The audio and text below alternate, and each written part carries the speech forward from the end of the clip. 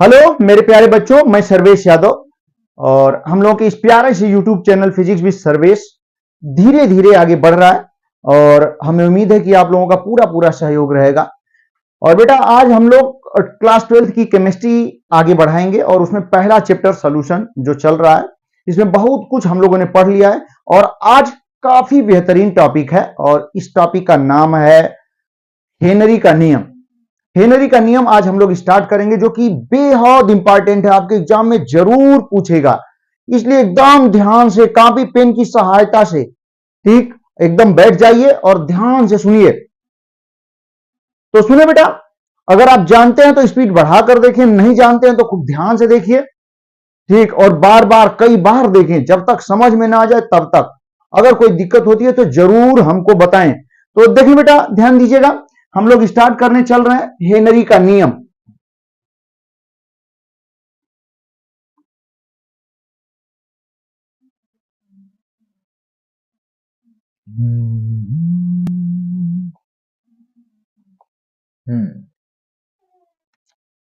हाँ देखिए बाबू, तो अब हम लोग आज हेनरी का नियम पढ़ेंगे और हेनरी के नियम में बार बार एक शब्द आएगा, एक वर्ड आएगा, आंशिक दाब, पार्शियल प्रेशर। तो थोड़ा सा पार्शियल प्रेशर को क्लियर कर देते हैं, आंशिक दाब को, क्योंकि बार बार कई बार आएगा, इसलिए पार्शियल प्रेशर के बारे में हमें शुरू में ही थोड़ा जान लेंगे ना, तो बार बार आएगा तो ठीक थोड़ा सा आसानी होगी हम लोगों को टॉपिक को समझने में। तो देखिए बेटा, आंशिक दाब होता क्या है, पार्शियल प्रेशर।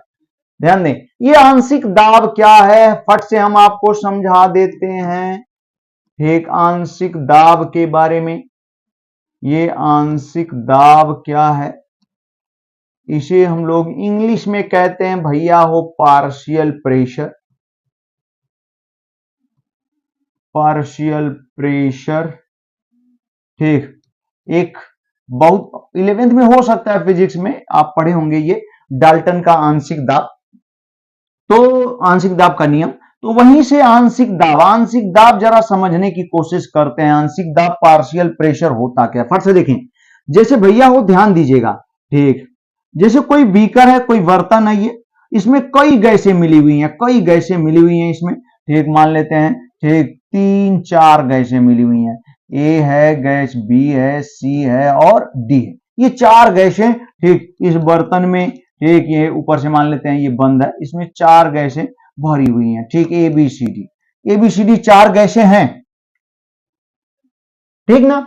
अब इनके पार्शियल प्रेशर, और डाल्टन का आंशिक दाब का नियम यही कहता है कि पूरे बर्तन में चाहे जितनी गैसें भरी हैं, जो कुल दाब होता है पी, वो ठीक इन गैसों के अलग अलग, इन गैसों के आंशिक दाबों की योग के बराबर होता है। मान लेते हैं इसमें एक गैस ए का आंशिक दाब क्या है, पीए है तो पीए, और गैस बी का आंशिक दाब पीबी है तो पीबी, सी का पीसी है तो पीसी, और डी का पीडी है तो पीडी। यानी सभी गैसों का आंशिक दाब का योग ठीक गैस के कुल दाब, गैस के मिश्रण के कुल दाब के क्या होता है, बराबर। तो आखिर आंशिक दाब होता क्या है, पार्शियल प्रेशर होता क्या है, ध्यान दीजिएगा। पार्शियल प्रेशर बेटा होता क्या, उसको जाने, आप समझने की कोशिश करें। आंशिक दाब होता क्या है तो जानते हैं ठीक, जैसे हम करेंगे क्या कि इस बर्तन से सभी गैसों को मान लेते हैं, हमें ठीक ए का आंशिक दाब निकालना है ठीक, आंशिक दाब ए का, तो सभी गैसों को निकाल देंगे, केवल जितनी मात्रा में इसमें पूरे मिश्रण में जितने मोल ए के हैं, ए के जितने मोल हैं इस मिश्रण में, अब आप क्या करेंगे, ए के उतने ही मोल, उतने पूरे आयतन में, इस पूरे आयतन में अकेले ए को इसमें डाल देंगे, केवल ए को। तो अब ए जितना दाब लागेगी पूरे बर्तन पर अकेले ठीक, जो गैस ए है जितना दाब, हाँ एक चीज याद रखेंगे, जितना मोल मिश्रण में ए का है ठीक उतना ही मोल ए का अकेले उतने ही आयतन में यदि रखेंगे, तो अब अकेले जो ए गैस दाब डालेगी उसे गैस ए का क्या कहेंगे, आंशिक दाब ठीक, ये आंशिक दाब है पार्शियल प्रेशर ठीक। फिर बी का आंशिक दाब निकालना है तो वही प्रक्रिया आप पूरा खाली कर दीजिए ठीक। अब बी का जितना मोल यहां पे मिश्रण में है ठीक उतने ही मोल किसमें, बी को डाल दीजिए आप ठीक, बी को डाल दें अकेले अकेले ठीक, ए नहीं रहेगा, बी केवल। अब अकेले बी जितना दाब डालेगी वो बी का क्या कहलाएगा, आंशिक दाब ठीक। फिर क्या करेंगे, बी को भी निकाल देंगे, सी का जितना मोल यहां मिश्रण में उतने ही मोल इस पूरे उतने ही आयतन में गया, उतने ही आयतन है यहां पे, सी को अकेले डालेंगे उसका उतना ही मोल, अब अकेले सी जितना दाब डालेगी वो उसका क्या होगा, आंशिक दाब। इसी तरीके से डी का भी आंशिक दाब, और इन चारों गैसों के जो आंशिक दाब का योग है वो गैस के यहाँ पे जो मिश्रण का जो कुल दाब है, ठीक, कुल दाब के क्या होता है, बराबर। ये डाल्टन का आंशिक दाब का नियम है। हाँ देखिए बेटा, आंशिक दाब, ठीक। तो इस तरीके से इन गैसों का अलग अलग, जैसे इतने अर्थ, फिर से एक बार सुन लीजिए आप ध्यान से। ये कोई बर्तन है, इसमें ए बी सी डी 4 गैसें मिली हुई हैं। मान लेते हैं ए के कुछ मोल हैं, बी के कुछ मोल हैं, सी के कुछ मोल हैं, डी के कुछ मोल हैं। तो अब इन गैसों का आंशिक दाब से क्या मतलब है, तो इतने ही आयतन में, ठीक, सब गैसों को निकाल देंगे इतने ही आयतन में, ठीक, गैस ए के उतने ही मोल को अकेले डाल देंगे जितना मिश्रण में है ए का। तो अब जितना दाब ए गैस लगाएगी पूरे बर्तन पर अंदर, ठीक, वो गैस ए का क्या होगा, आंशिक दाब। इसी तरीके से भैया ध्यान दीजिएगा, बी गैस है, बी गैस का आंशिक दाब हमने अभी अभी बताया आपको। क्या करेंगे कि पूरे मिश्रण को निकाल देंगे, बी को अकेले उतना ही डाल देंगे जितना मिश्रण में बी के मोल है, उतने ही मोल अकेले रखेंगे इस पूरे बर्तन में, उतने ही आयतन में। तो बी का जो दाब होगा वो बी का आंशिक दाब होगा। इस तरीके से, ठीक, गैसों का क्या ज्ञात किया जाता है, आंशिक दाब। ठीक, एकदम याद रखिएगा, कभी मत भूलिएगा बेटा, आंशिक दाब क्या होता है, पार्शियल प्रेशर, हमने आपको बताया। तो चलिए अब हम लोग हेनरी नियम पढ़ने जा रहे हैं, जरा ध्यान दीजिएगा। हाँ, सभी बच्चे लोग एकदम ध्यान से सुने, ठीक, हम लोग हेनरी नियम देखेंगे, ठीक ना, हेनरी नियम।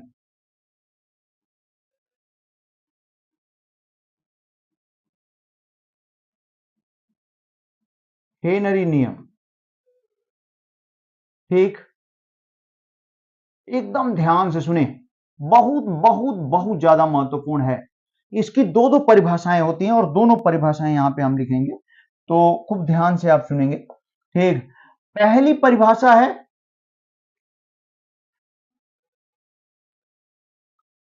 किसी, ध्यान दें आप, अभी हम समझाते हैं, किसी गैसीय विलयन में, कोई गैस का विलयन है, ध्यान दें बेटा, ठीक, किसी गैसीय विलयन में किसी गैस की विलेयता, किसी गैसीय विलयन में, समझे आप, किसी गैसीय विलयन में उस गैस की विलेयता, मेरी बात समझने की कोशिश करें आप, ठीक, किसी गैसीय विलयन में, विलेयता बता चुके हैं बेटा, ठीक, कई दिनों से हम बता रहे हैं, कई लेक्चर से चल रहा है, ठीक, याद रखिएगा।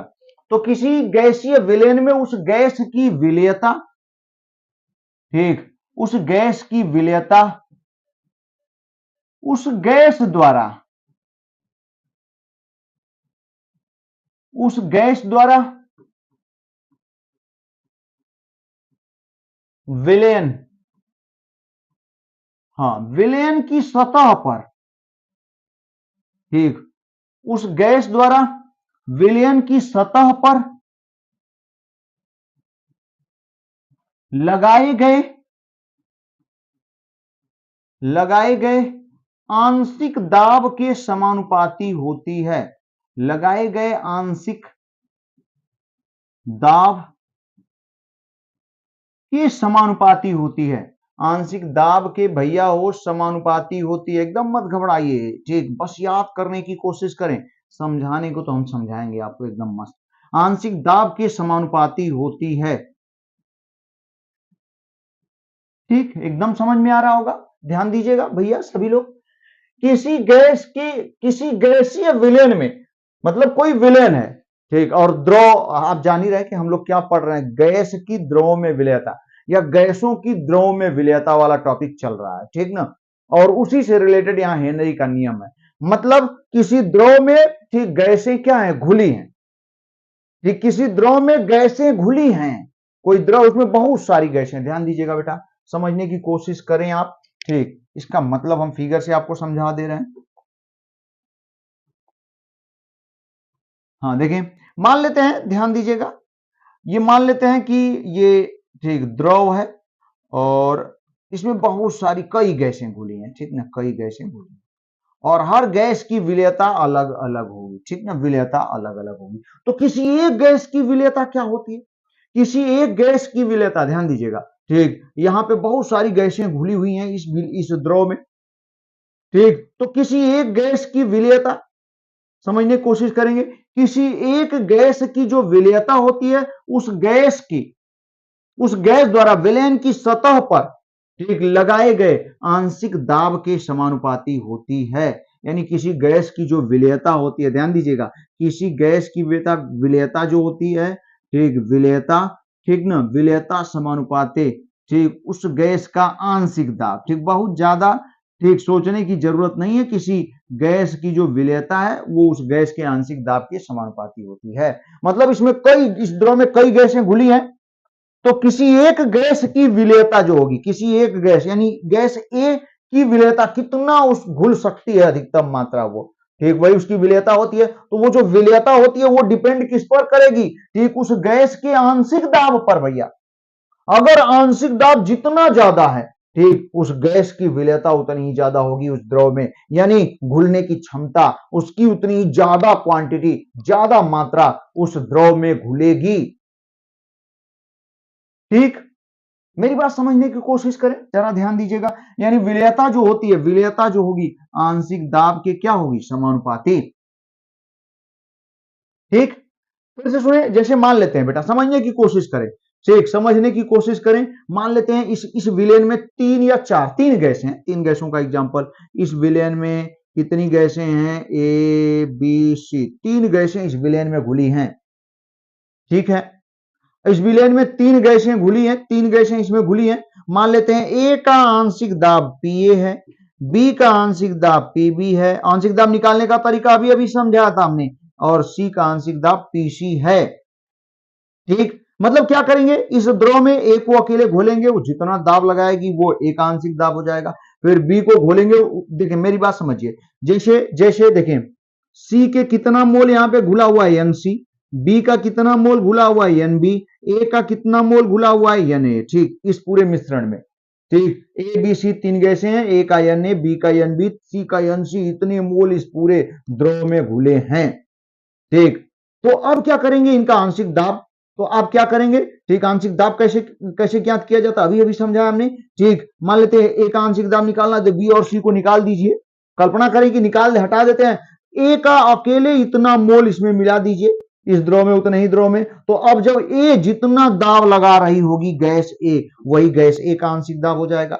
फिर क्या करेंगे, ठीक, सबको निकाल देंगे, बी को जितना मोल, ठीक, मिश्रण में था उतने ही मोल बी को अकेले, उतने ही आयतन में, उतने ही द्रव में अकेले घोल देंगे आप। अब बी जितना, ठीक, दाब लगाएगी वो क्या होगा, बी का आंशिक दाब। फिर बेटा हो सी को अकेले, सी के उतने ही मोल, जितना मिश्रण में था, इस पूरे मिश्रण में सब घुली हुई है, जितने मोल सी का है उतना ही सी का मोल अकेले इसमें डालेंगे, सबको हटा के इस द्रव में, ठीक। और जितना दाब सी लगा रही होगी वही, ठीक, सी का गैस सी का क्या होगा, आंशिक दाब, पार्शियल प्रेशर।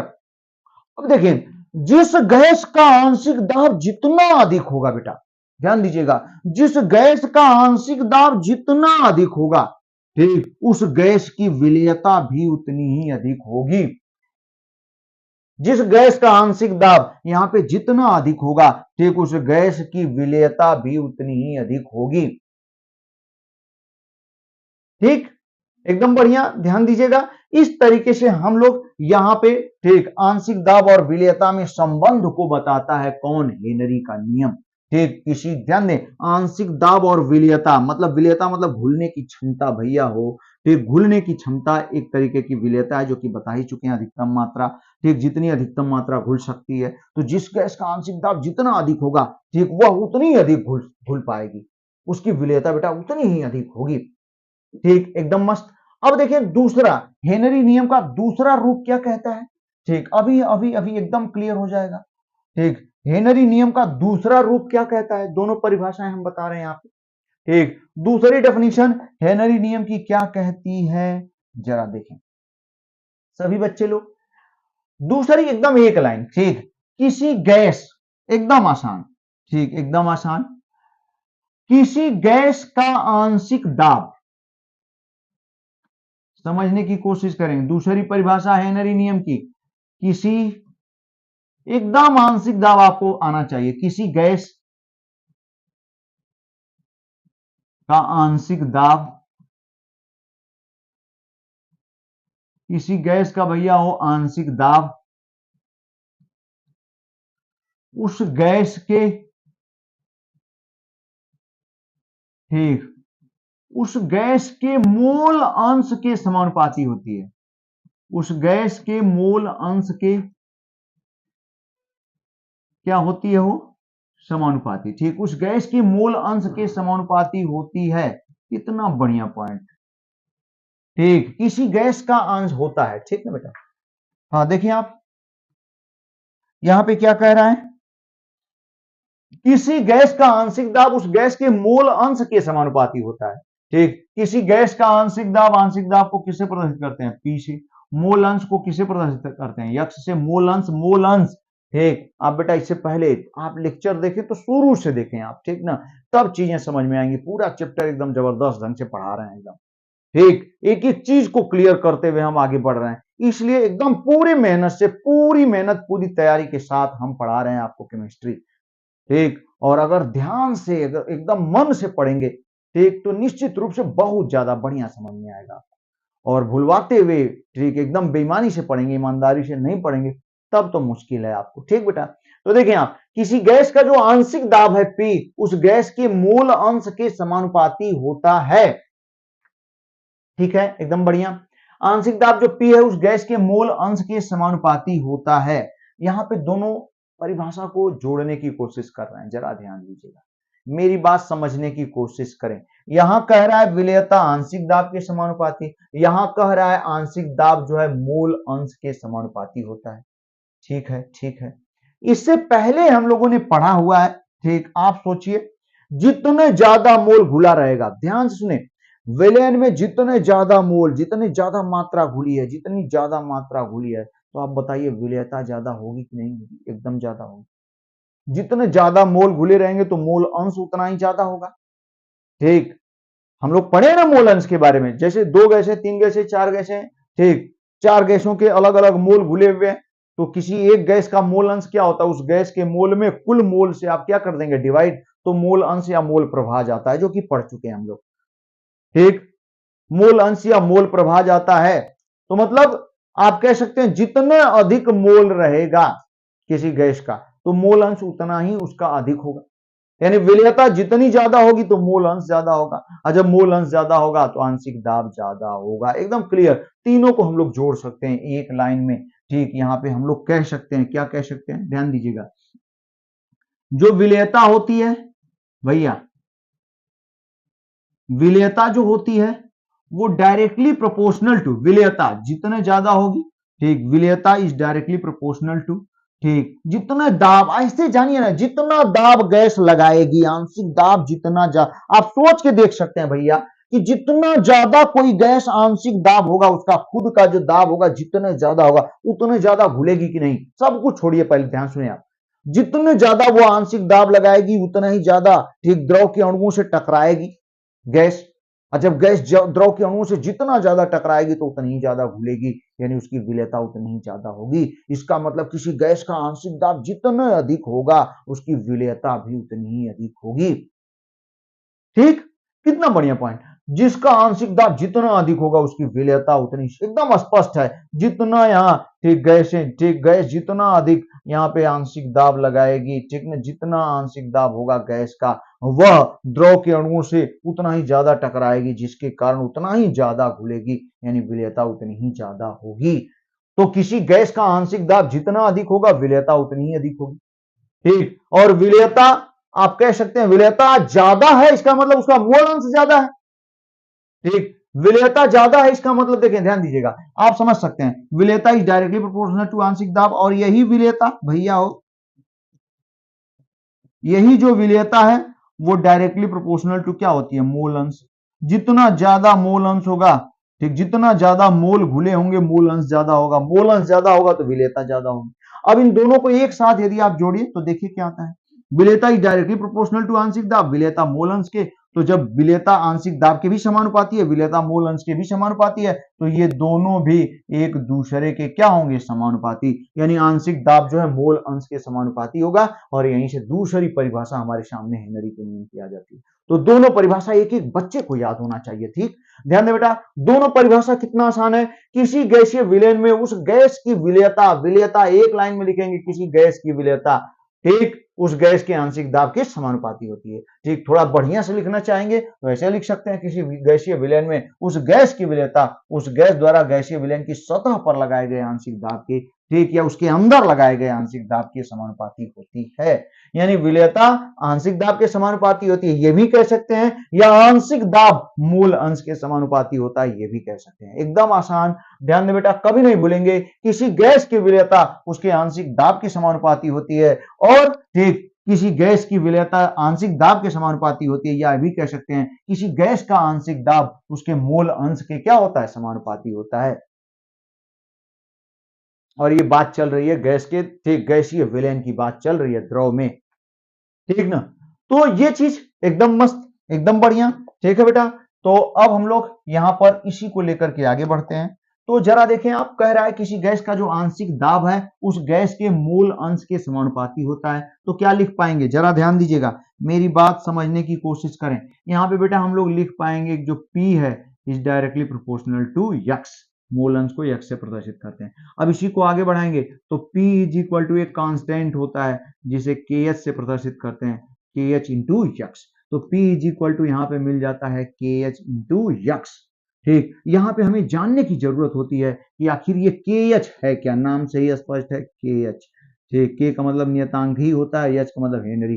ठीक भैया हो, KH को हम लोग कहते हैं हेनरी नियतांक। ठीक, हेनरी नियतांक। और अब हेनरी नियतांक के बारे में कुछ बातें हम लोग पढ़ लेते हैं। ठीक, हेनरी नियतांक के बारे में हम लोग कुछ बातें नोट के माध्यम से पढ़ते हैं। ठीक, एकदम बढ़िया, ध्यान दीजिएगा। अब हम लोग यहां पे नोट देखते हैं, नोट। हाँ, नोट क्या होता है बेटा, ध्यान दीजिएगा, पहला पॉइंट यही कहता है, ठीक सॉरी, ठीक, नोट का पहला पॉइंट यही कहता है, क्या कहता है जरा देखें आप। ठीक, नोट का KH के बारे में हम लोग देखने जा रहे हैं, हेनरी नियतांक के बारे में हम लोग देखेंगे। ठीक, हाँ, तो हेनरी नियतांक KH है, ठीक ना। अब नोट का जो पहला पॉइंट यहां पे क्या कह रहा है, ठीक देखिए, ठीक, जो KH का मान है स्थिर ताप पर, ध्यान दीजिएगा बेटा, हम लोग क्या कह सकते हैं, किस पर, स्थिर ताप पर। ठीक, ध्यान दें आप, स्थिर ताप पर अलग अलग गैसों के लिए, ठीक, स्थिर ताप पर अलग अलग गैसों के लिए, अलग अलग गैसों के लिए, ठीक, हाँ, स्थिर ताप पर अलग अलग अलग अलग गैसें हैं, अलग अलग गैसों के लिए। ठीक, एकदम ध्यान से देखें, स्थिर ताप पर अलग अलग गैसों के लिए KH का मान, भैया KH का मान, स्थिर ताप पर अलग अलग गैसों के लिए KH का मान क्या होता है, अलग अलग होता है, ठीक ना। ठीक, अलग अलग होता है। ठीक, हाँ, हर गैस का KH का मान अलग अलग होता है। यानी जो KH है, KH ये किस पर निर्भर करेगा, गैसों की प्रकृति पर, गैसों की प्रकृति पर। नियतांक तो नाम है, लेकिन ठीक अलग अलग गैसों के लिए इसका मान क्या होता है, अलग अलग होता है। ठीक, KH का मान अलग अलग होता है। ठीक, स्थिर ताप पर अलग अलग गैसों के लिए KH का मान अलग अलग होता है। ठीक, यह किस पर निर्भर करेगा, गैसों की किस पर, प्रकृति पर, ठीक ना, गैसों की प्रकृति पर डिपेंड करता है। ठीक, KH का मान किस पर निर्भर करेगा, गैसों की प्रकृति पर, एकदम याद रखिएगा, इसका मान अलग अलग गैसों के लिए क्या होता है, अलग अलग होता है। तो चले बेटा ध्यान दीजिएगा, ये पहला पॉइंट हो गया। अब दूसरा पॉइंट ध्यान दें आप, दूसरा पॉइंट हम आपको समझाने जा रहे हैं, जरा देखिए आप। ठीक है, तो पहला हो गया, दूसरा, सभी बच्चे लोग देखें दूसरा क्या कह रहा है, जरा देखें आप। हाँ, हाँ, दूसरा क्या कह रहा है, इसको ध्यान से सुनेंगे आप। दूसरा कहता है, ठीक, दूसरा कह रहा है कि, हाँ देखें, यहां पे P इज इक्वल टू क्या है, KH इंटू यक्स है, ठीक ना। अगर हम यहां पे लिख सकते हैं, दूसरा पॉइंट बनाने जा रहे हैं, P is equal to K H into x, एकदम सही। अब यहां पे x x x is equal to भैया हो क्या लिख पाएंगे, पी अपान क्या, के एच, ठीक, पी अपान के एच, ठीक। यहां से स्पष्ट हो गया कि यदि दाब को स्थिर रख दें, दाब को क्या रख दिया आपने, स्थिर, ठीक, दाब को स्थिर रख दिया तो x inversely proportional to K H हो जाएगा। इसका मतलब कितना बढ़िया पॉइंट आ रहा है यहां से, कितना बढ़िया पॉइंट। और यक्स किसके समानुपाती होती है, विलेयता की ना, विलेयता, यक्स मूल अंश है, ये यक्स क्या है, मूल अंश। तो हम लोग ऐसे लिख सकते हैं, ध्यान दीजिएगा, हम यहाँ पे खूब बढ़िया से पढ़ चुके हैं, क्या पढ़ चुके हैं, क्या पढ़ चुके हैं, देखें दूसरा पॉइंट को क्लियर करने जा रहे हैं कि विलेयता इज डायरेक्टली प्रोपोर्शनल टू क्या होती है, मूल अंश, ठीक, मूल अंश हो गया।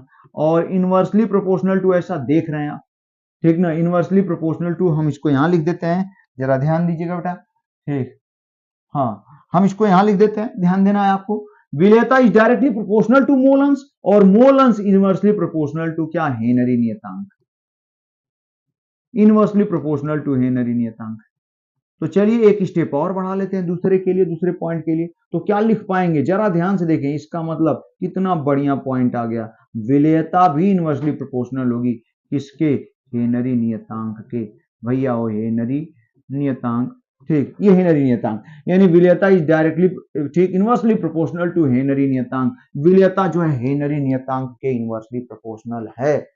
तो इसका मतलब कितना बढ़िया पॉइंट आ रहा है सामने, देखें दूसरा एकदम एक एक बच्चे को आना चाहिए, एकदम नोट्स बनाइए, एकदम याद रखने की कोशिश करें बेटा, ठीक, खूब मेहनत से पढ़िए आप। देखिए आप जरा ध्यान दीजिएगा, तो यहां से क्या रिजल्ट आ रहा है, इसका मतलब जिस गैस का, ध्यान दीजिएगा इतना बढ़िया पॉइंट, हम लोग क्या लिख सकते हैं बेटा हो, कि जिस गैस का,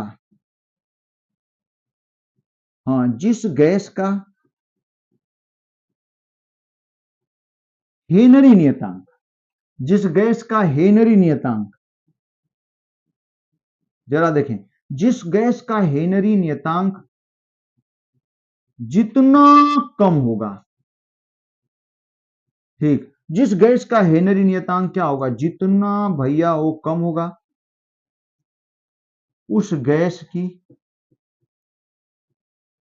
क्या चीज, कितना जबरदस्त पॉइंट, उस गैस की विलेयता, ठीक, हो सकता है ना दिख रहा हो लेकिन ठीक ना, आप याद करिए जो हम बोल रहे हैं उसको ध्यान से सुनिए, उस गैस की विलेयता, उस गैस की विलेयता उतनी ही अधिक होती है, ठीक, कितना बढ़िया पॉइंट, सब एक एक पॉइंट एकदम अंदर तक सारी चीजें बता रहे हैं आपको, ठीक, उस गैस की विलेयता उतनी ही अधिक होती है, ठीक, एकदम बढ़िया। ये दूसरा पॉइंट कितना मस्त, कितना जबरदस्त, ध्यान दीजिएगा, ठीक, यहां दो पॉइंट, पहला पॉइंट तो स्पष्ट है, स्थिरता पर अलग अलग गैसों के लिए pH का मान अलग अलग होता है, जो कि गैसों की प्रकृति पर डिपेंड करता है, निर्भर करता है, ठीक, एकदम सही। अब यहां से दूसरा पॉइंट क्या सामने निकल के आता है, जो अभी अभी फार्मूला बना हुआ है इसी से बनाना पड़ रहा है हम लोगों को, तो P is equal to K H into x, अब यक्स इज इक्वल टू भैया हो P, ये इधर आ जाएगा तो P अपान के एच हो जाएगा, एकदम बढ़िया।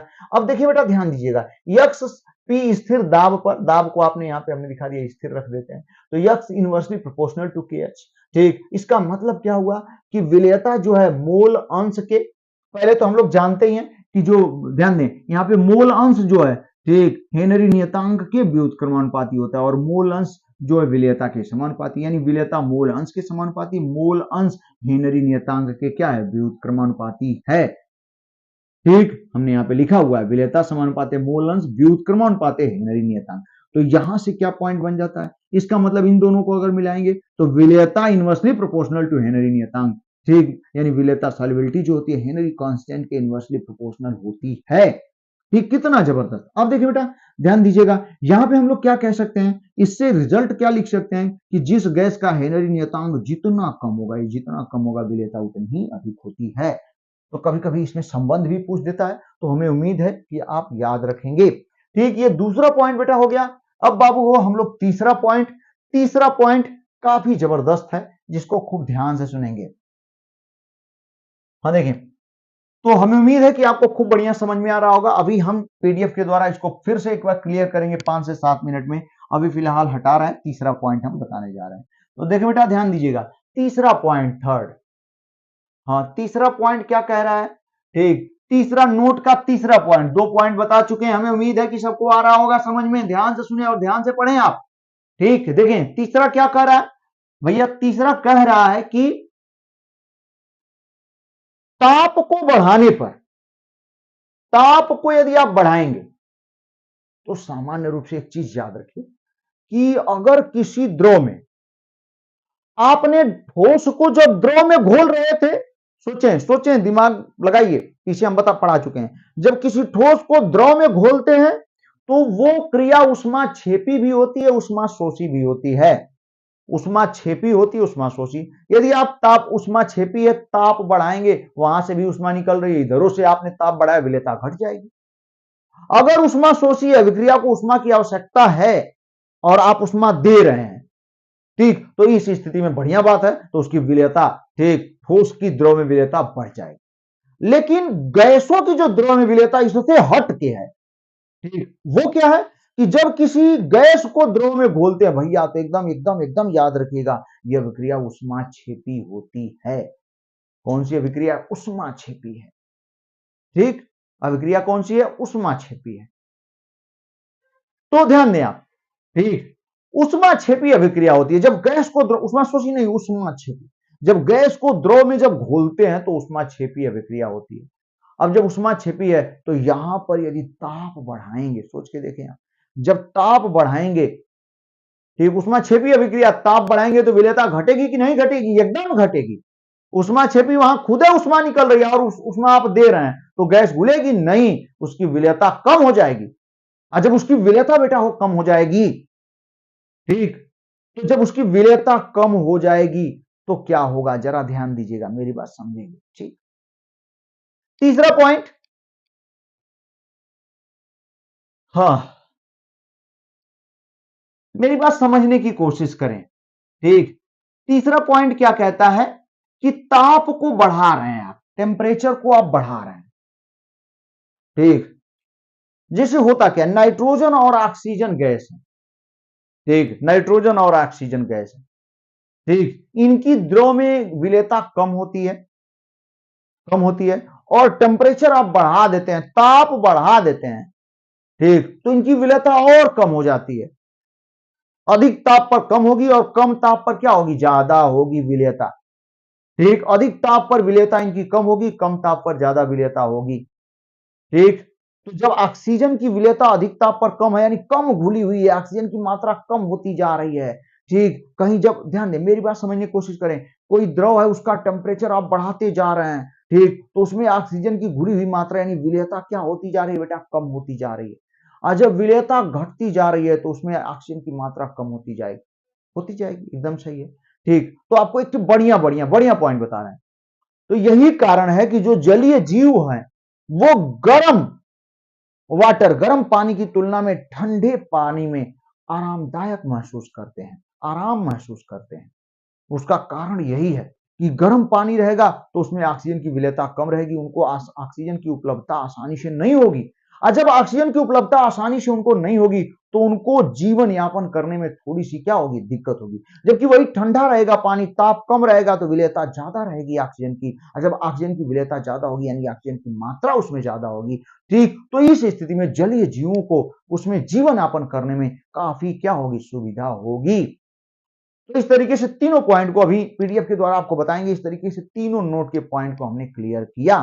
उम्मीद है कि आपको खूब बढ़िया समझ में आ रहा होगा। हम लोग हेनरी नियम पढ़ रहे हैं, फिर से आप एक बार सुन लीजिए। हेनरी नियम कहते किसे हैं? ठीक, हमने आपको बताया किसी गैस की विलेयता, एक लाइन में फट फट, हमने थोड़ा सा डिटेल किया हुआ है लेकिन आप बता सकते हैं। ठीक, किसी गैसीय विलयन में किसी गैस की विलेयता उस गैस के आंशिक दाब के समानुपाती होती है। ठीक, या किसी गैस का आंशिक दाब किसी गैसीय विलयन में या किसी गैस के, ठीक, द्रव्य विलयन में, ठीक, गैस का आंशिक दाब उस गैस के मोल अंश के समानुपाती होती है या होता है। ठीक, ये दोनों डेफिनेशन आप लिख सकते हैं, या अगर आ रहा है तो दोनों लिख दीजिए साथ साथ, एकदम मस्त। ठीक, और फिर उन, इससे यहां से हमने परिभाषा से हमने एक पॉइंट निकाला, यक्स या P is directly proportional to x, P is equal to K H into x. K H क्या है? उस गैस का हेनरी नियतांक है। अब यहां हेनरी नियतांक हमने बताया आपको यहां पे हेनरी नियतांक गैसों की प्रकृति पर निर्भर करता है।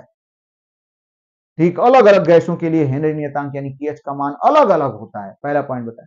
दूसरा पॉइंट हमने बताया आपको कि जिस गैस के केएच का मान फार्मूले से प्रूफ किया था, अभी अभी किया था, कि जिस गैस के केएच का मान जितना अधिक होगा या जितना कम होगा, ठीक, उसकी विलेयता उतनी ही अधिक होगी।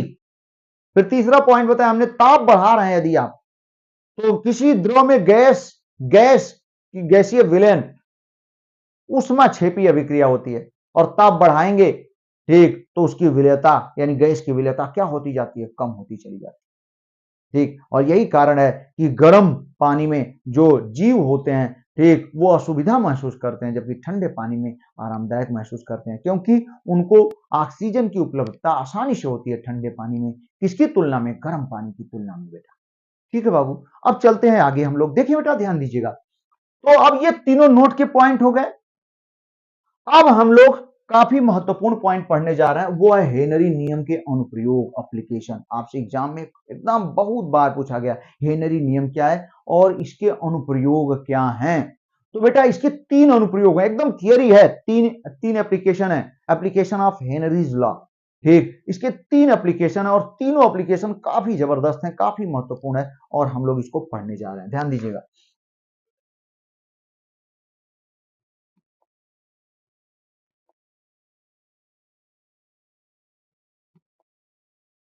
हाँ देखिए बेटा, तो हम लोग अब पढ़ने जा रहे हैं, ठीक, हेनरी नियम के अनुप्रयोग। हेनरी नियम के अनुप्रयोग।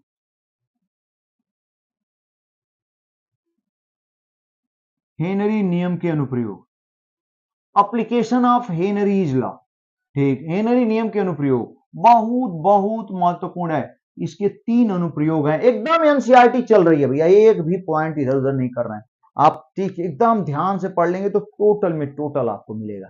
ठीक, तो देखिए बेटा, ध्यान दीजिएगा, हेनरी नियम के अनुप्रयोग, हेनरी नियम के जो एप्लीकेशंस हैं उनको हम लोग खूब बढ़िया से देखने वाले हैं। हेनरी नियम के अनुप्रयोग का जो पहला पॉइंट है, पहला पॉइंट क्या कहता है, देखिए। ठीक, हेनरी नियम के अनुप्रयोग का जो एप्लीकेशन है उसका पहला पॉइंट क्या कहता है, ध्यान दें।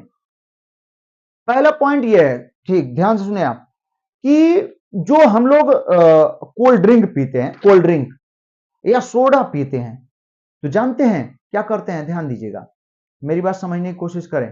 ठीक, यहां पे जो हमने क्या बताया था, जब ठोस द्रव में घुले होते हैं तो दाब का कोई प्रभाव नहीं होता है। ठोस जब द्रव में घुले होते हैं दाब का कोई प्रभाव नहीं होता है, ठीक ना, टेम्परेचर का प्रभाव होता है।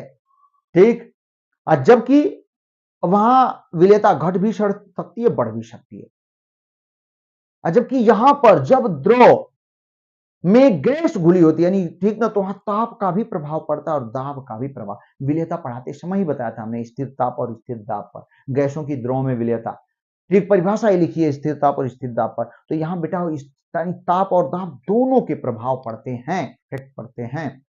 तो ताप का तो देख लिया, दाब का प्रभाव क्या है, तो ध्यान दीजिएगा, दाब जितने ज्यादा, गैस का आंशिक दाब जितना, अभी अभी परिभाषा में ही पढ़ा, आंशिक दाब जितना ज्यादा रहेगा विलेयता उतनी ही अधिक होती है।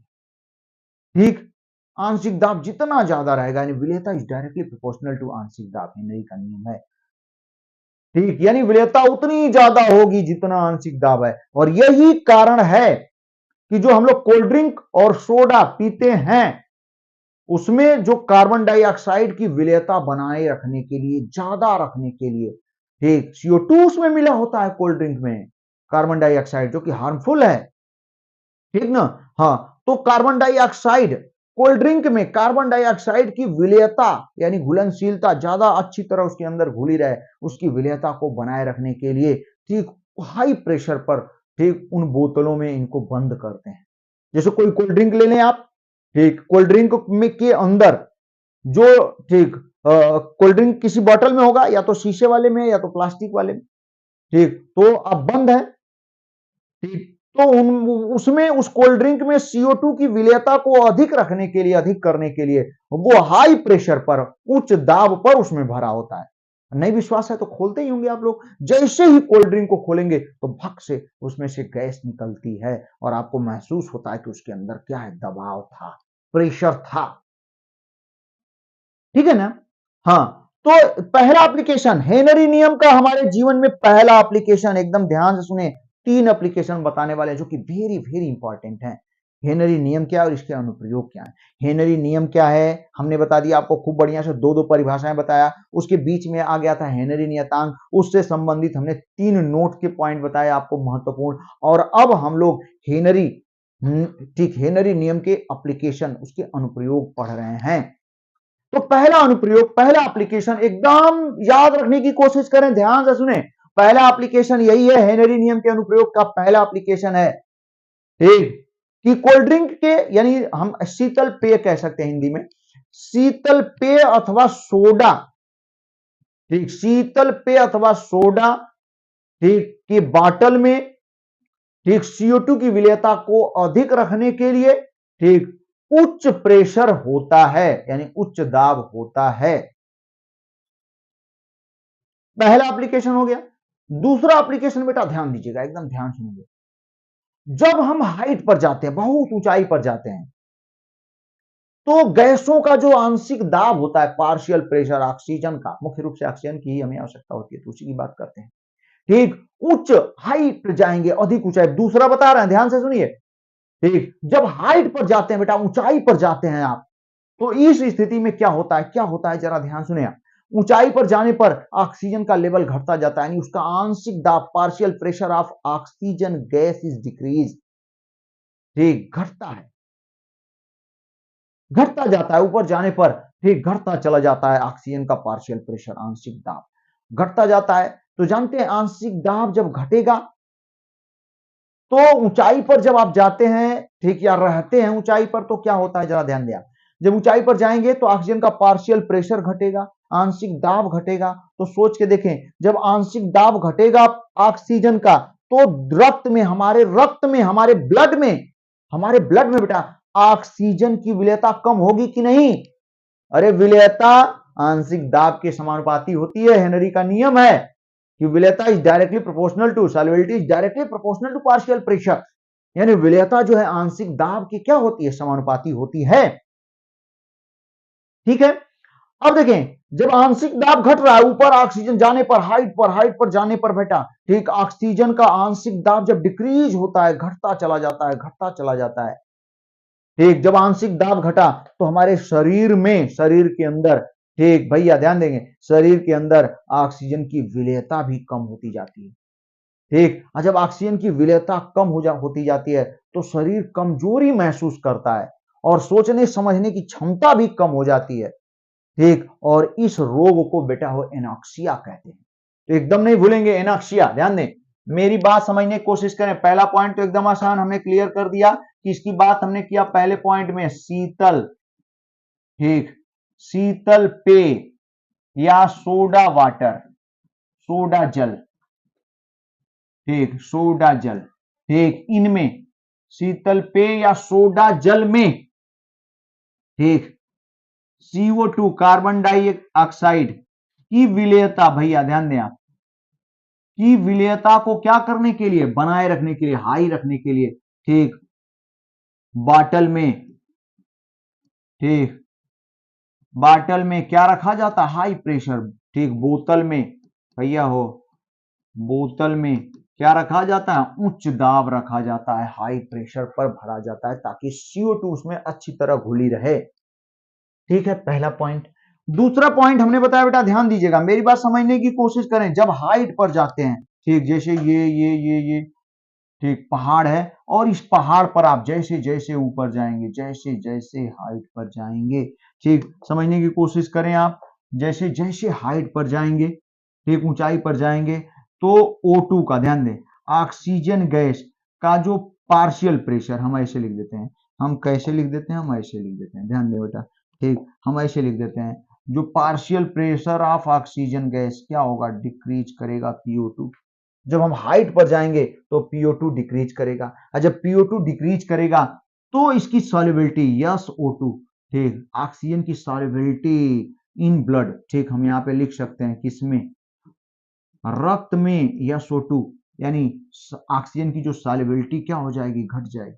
और जब सॉल्युबिलिटी ऑक्सीजन की घटेगी तो यहां से एक रोग उत्पन्न होता है बेटा, ध्यान दें आप, ठीक, क्या जो शरीर है वो क्या महसूस करेगा, कमजोरी महसूस करेगा, ठीक, और क्या देखने को मिलेगी, सोचने, ध्यान दें बेटा, सोचने समझने की क्षमता कम हो जाती है, सोचने समझने की क्षमता क्या हो जाती है, कम हो जाती है, डिक्रीज कर जाती है, ठीक। और जब ये स्थिति शरीर में हमारे पैदा हो जाती है तो इस रोग को बेटा हो क्या कहते हैं हम लोग, एनॉक्सिया, ठीक, क्या कहते हैं, एनॉक्सिया, इस रोग को एनॉक्सिया कहते हैं।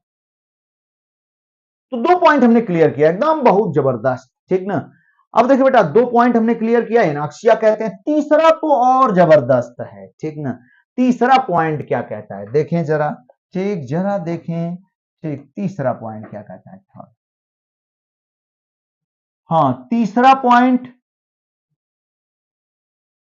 देखें, तीसरा पॉइंट यहां पे क्या कह रहा है, तीसरा पॉइंट समझने की कोशिश करें कि अगर गहराई में जाते हैं, समुद्र में जा रहे हैं, ठीक, गोताखोर जैसे होते हैं, समुद्र में जाते हैं, ठीक, तो क्या होता है, उनके साथ कौन सी घटना होती है। तो जब गहराई में जाते हैं ना बेटा, समुद्र में एकदम गहराई में जाते चले जा रहे हैं, जाते चले जा रहे हैं गोताखोर, तो उस स्थिति में जो गैसों का दाब होता है ना, आंशिक दाब, पार्शियल प्रेशर बढ़ता जाता है। और इसके, मेरी बात खूब ध्यान सुने, जब आप समुद्र की गहराई में, या गोताखोर जब समुद्र की गहराई में जाते हैं तो गैसों का जो पार्शियल प्रेशर है, ऊंचाई पर घटता है भैया, गहराई में बढ़ता है, तो गैसों का पार्शियल प्रेशर यानी आंशिक दाब बढ़ता जाता है, जिसके कारण हमारे, ठीक, गोताखोर जो नीचे गया है उसके ब्लड में ज्यादा मात्रा में गैसें घुलने लगती हैं, गैसों की मात्रा ब्लड में बढ़ने लगती है, विलेयता बढ़ती जाती है, ठीक ना। गैसों की रक्त में विलेयता क्या होती चली जाती है, बढ़ती चली जाती है, गैसों में रक्त की विलेयता। और जब गैसों में रक्त की विलेयता बढ़ती जाती है, ठीक, फिर जब वापस आता है गोताखोर नीचे से जब वापस आता है तो बेटा इस स्थिति में, ठीक, आंशिक दाब घटने लगता है और गैसें बहुत तेजी से शरीर से, यानी रक्त से ज्यादा क्वांटिटी में आंशिक दाब घटता है, जिसके कारण बाहर निकलने उनकी विलेयता कम होती है और गैसें ज्यादा क्वांटिटी में बाहर निकलती हैं। और जब ज्यादा बाहर निकलती हैं, ध्यान दीजिएगा, तो इस स्थिति में रक्त में बुलबुले बनने लगते हैं, ठीक, छोटे छोटे बबल्स बनने लगते हैं शरीर में, और ये भैया बहुत पीड़ादायक होता है, ठीक, यहां तक कि ये जानलेवा भी होता है ये स्थिति। और इस तरीके के रोग को नाम दिया जाता है बेंड्स। क्या नाम दिया जाता है, बेंड्स, ठीक। फिर से सुने मेरी बात, देखिए कितना बढ़िया पॉइंट आपको बता रहे हैं। हम लोग बेटा तीसरा पॉइंट देखने जा रहे हैं, ठीक, तीसरा पॉइंट हम लोग देखने जा रहे हैं।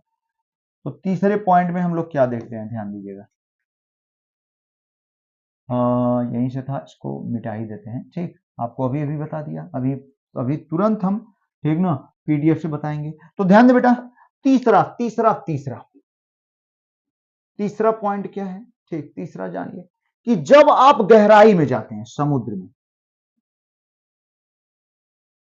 ठीक, तो गैसों का मुख्य रूप से ऑक्सीजन गैस होगी, नाइट्रोजन होगी, इनका जो आंशिक दाब है, ठीक, जब नीचे जाएंगे, सॉरी, तो आंशिक दाब क्या होगा, बढ़ेगा।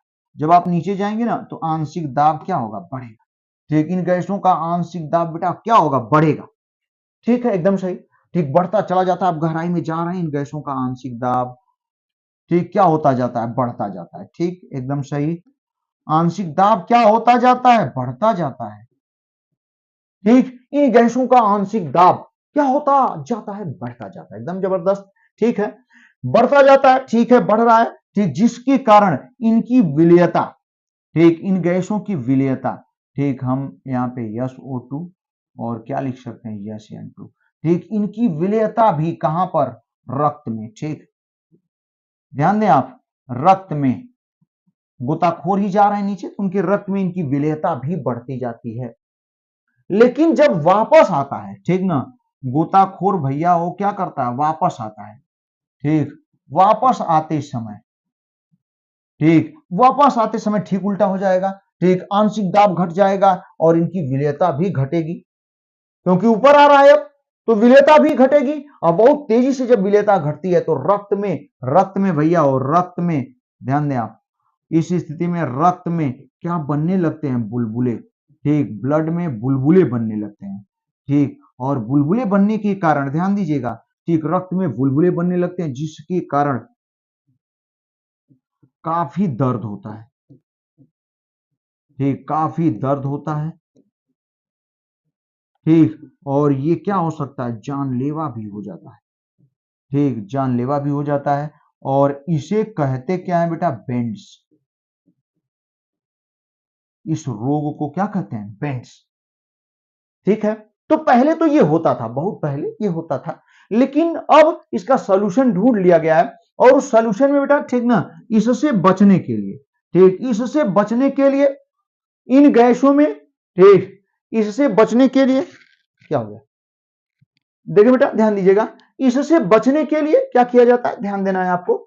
इससे बचने के लिए, इससे बचने के लिए क्या किया जाता है, इससे बचने के लिए, ठीक, इन गैसों में जो गोताखोर गैस सिलेंडर लेके जाते हैं, गैस सिलेंडर, ठीक, उसमें जानते हैं क्या मिला देते हैं, हीलियम गैस को, उनकी तनुता को बनाए रखने के लिए, तनुता, ठीक, तनु रखने के लिए, सांद्रता को कम करने के लिए उसमें हीलियम गैस मिला दी जाती है।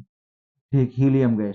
तो जो गोताखोर लेके जाते हैं, ध्यान दीजिएगा, याद रखिएगा, ठीक, कभी कभी आपसे पूछ दिया जाएगा, गोताखोर के सिलेंडर, ठीक, सिलेंडर में गैसों का क्या अनुपात होता है, आपसे कभी कंपटीशन में भी पूछ देता है, ठीक ना, गैसों का अनुपात, रेशियो क्या होता है, ठीक, अनुपात या कह सकते हैं आप परसेंटेज क्या होता है गैसों का, बल्कि हम लोग क्या लिख पाएंगे, परसेंटेज। ठीक ना, देखिए बेटा गैसों का परसेंटेज क्या होगा। हाँ, तो चले हम लोग गैसों का परसेंटेज जानते हैं, तो उसमें आपसे पूछा जाएगा तो एकदम याद रखिएगा, हीलियम गैस बेटा वो 11.7%, 11.7% हीलियम गैस होती है। इसके बाद तीन ही गैस होती हैं, हीलियम, नाइट्रोजन, ऑक्सीजन। इसके बाद जो नाइट्रोजन गैस होती है वो 56.2%, ठीक, 56.2% होती है। और जबकि ऑक्सीजन गैस भैया हो 32.1% होती है। इतना परसेंटेज होता है जो गोताखोर, ठीक, इस सिलेंडर में गैसों का ये परसेंटेज है। तो कितना बढ़िया बढ़िया पॉइंट आज हम आपको बता रहे हैं, मेरा दिल एकदम खुश हो जा रहा है। ठीक, अब आपका भी दिल तभी खुश होगा जब आप मेहनत से, ठीक, और सीरियस लेंगे तब। तो इस तरीके से बेटा हम लोगों ने आज पढ़ा हेनरी नियम के अनुप्रयोग। ठीक, हेनरी नियम क्या होता है, हेनरी नियम के अनुप्रयोग क्या होते हैं, और उसमें बहुत बढ़िया बढ़िया चीजें हम लोगों के सामने आई। ठीक, अब हम लोग इसको एक पीडीएफ, जो पीडीएफ है उस पीडीएफ के द्वारा, ठीक, इसको देखते हैं। उसमें एक छोटा सा सवाल भी हम लोगों को मिलेगा और उस सवाल को भी देख लेते हैं। ठीक है, तो देखिए बेटा,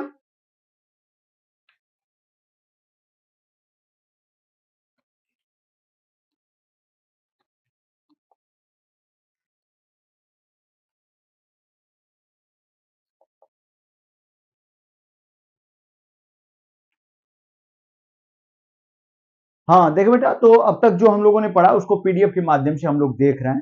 पूरा हेनरी नियम हम लोगों ने खूब बढ़िया से, खूब जबरदस्त तरीके से हम लोगों ने पढ़ा हुआ है, जिसको फिर से 5 से 10 मिनट के अंदर रिवाइज कर देते हैं, वो भी किसके, ठीक, किसकी सहायता से, पीडीएफ के द्वारा।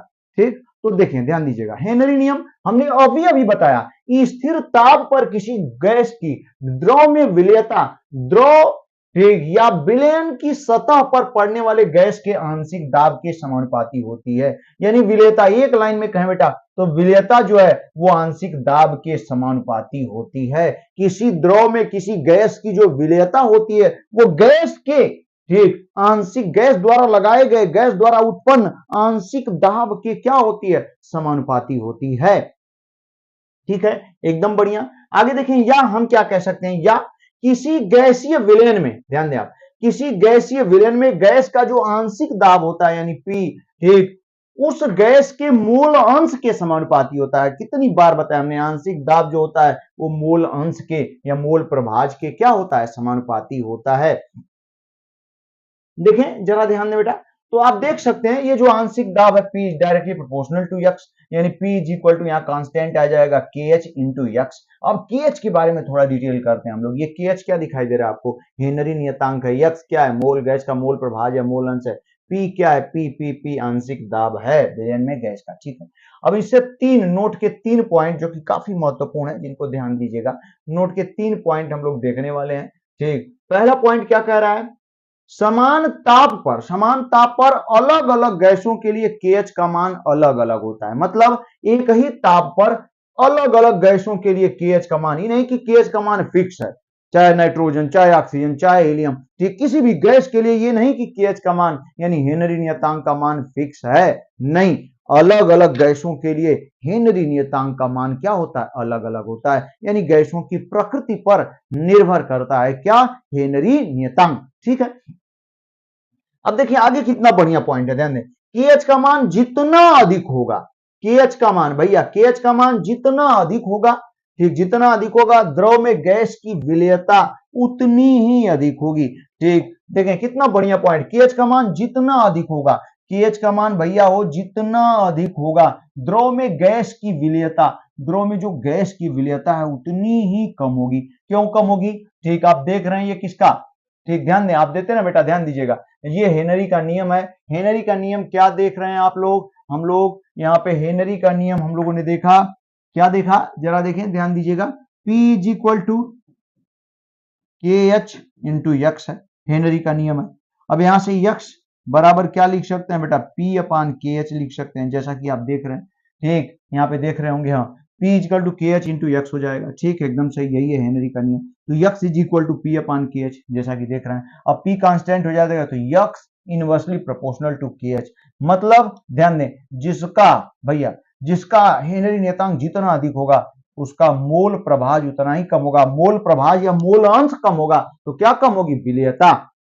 ठीक, विलेयता उतनी ही कम होगी, यानी ठीक, जिसका हेनरी नियतांक जितना अधिक उसकी विलेयता उतनी ही कम। यही चीज है यहाँ पे, KH का मान जितना अधिक होगा द्रव में गैस की विलेयता उतनी ही कम होगी। ठीक, अब देखिए इधर, ताप बढ़ाने पर, जब टेम्परेचर सब पढ़ा चुके हैं, ठीक, सब बताए हुए हैं आपको, एक बार हम हल्का सा रिवाइज कर रहे हैं जी। ठीक, ध्यान दें, ताप बढ़ाने पर N2 और O2 दोनों का KH का मान बढ़ता है, अतः द्रव में N2 और O2 की विलेयता ताप बढ़ाने पर घटती है। यानी किसी भी द्रव का यदि ताप घटा देंगे तो विलेयता बढ़ेगी और ताप बढ़ा देंगे तो विलेयता घट जाएगी, क्योंकि उसमें क्षेपीय अभिक्रिया होती है।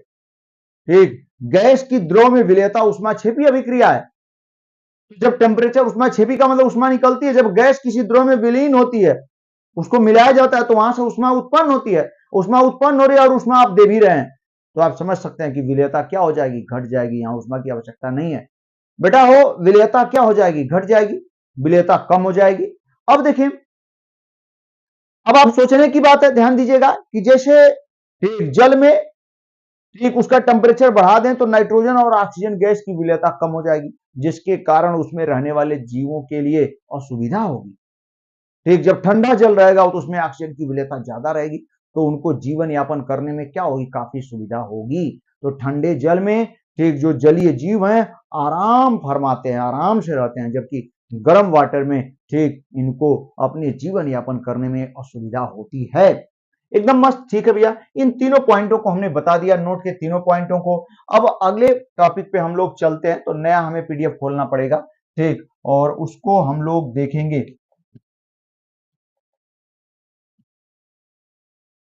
हाँ, इसमें आपको हेनरी नियम के अनुप्रयोग मिलेगा, ठीक ना। जो नया PDF हमने खोला उसमें हेनरी नियम का अनुप्रयोग हम लोग देखेंगे। ठीक, देखें तो बेटा ध्यान दीजिएगा, हेनरी नियम के अनुप्रयोग, हेनरी नियम का अनुप्रयोग क्या कहता है? कितना बढ़िया, जबरदस्त।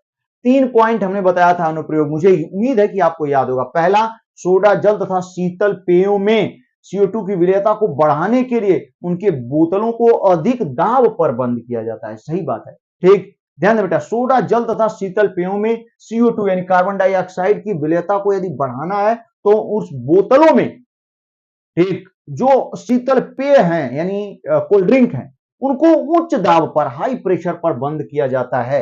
एकदम मस्त। अब देखिए बेटा, दूसरा पॉइंट क्या कहता है? अधिक ऊंचाई वाली जगहों पर, यानी अधिक ऊंचाई वाली जगहों पर सतही स्थानों की तुलना में ठीक, आंशिक दाब क्या होता है, कम। जैसे जैसे ऊपर जाएंगे आंशिक दाब घटता जाएगा, और जब आंशिक दाब घटता जाएगा तो ऑक्सीजन की जो विलेयता है किसमें, हमारे खून में, हमारे ब्लड में ऑक्सीजन की जो विलेयता वो कम होती चली जाएगी। और जब ऑक्सीजन की विलेयता कम होती जाएगी तो जानते हैं क्या होगा, ठीक, रुधिर में O2 की सांद्रता कम हो जाएगी, यानी विलेयता घट जाएगी, जिसके कारण लोग कमजोर हो जाते हैं और सोचने समझने की क्षमता भी घट जाती है, और इस तरीके के रोग को हम लोग एनाक्सिया कहते हैं, जो कि हमने एकदम बढ़िया से बताया था आपको। तीसरा देखो बेटा, गहरे समुद्र में दाब अधिक होता है, गोताखोरों द्वारा ली गई श्वास में अधिक दाब के कारण, जब गहराई में जाएंगे तो आंशिक दाब बढ़ता जाता है गैसों का। बहुत गहराई में चले गए तो उस स्थिति में आंशिक दाब इतना ज्यादा हो जाता है कि हमारे ब्लड में ठीक गैसों की सांद्रता, गैसों की विलेयता नाइट्रोजन ऑक्सीजन, इनकी विलेयता बढ़ जाती है। ठीक, देख रहे हैं, रुधिर में विलेयता बढ़ जाती है। ठीक, जब गोताखोर सतह की ओर चलते हैं, अब जब वापस आते हैं, भैया ध्यान दीजिएगा, जब सतह की ओर चलते हैं तो बाहरी दाब कम होने लगता है। ठीक, जैसे जैसे ऊपर आएंगे आंशिक दाब घटने लगेगा, और जब घटने लगेगा तो गैसें कहां तेजी से बाहर निकलेंगी ब्लड से, और ब्लड में बबल्स बनने लगते हैं, बुलबुले बनने लगते हैं, जो कि काफी पीड़ादायक होता है। ठीक, और कभी जानलेवा भी कभी कभी साबित हो सकता है। ठीक, या हो जाता है। ठीक है बेटा, तो इस स्थिति में क्या होता है, देख रहे हैं आप, देख रहे हैं क्या लगेगा, बुलबुले बनने लगते हैं, या कोशिकाओं में अवरोध उत्पन्न करता है, इससे एक रोग उत्पन्न हो जाता है जिसे बेंड्स कहते हैं, हमने बताया था आपको, बेंड्स कहते हैं। यह अत्यधिक पीड़ादायक एवं जानलेवा होता है।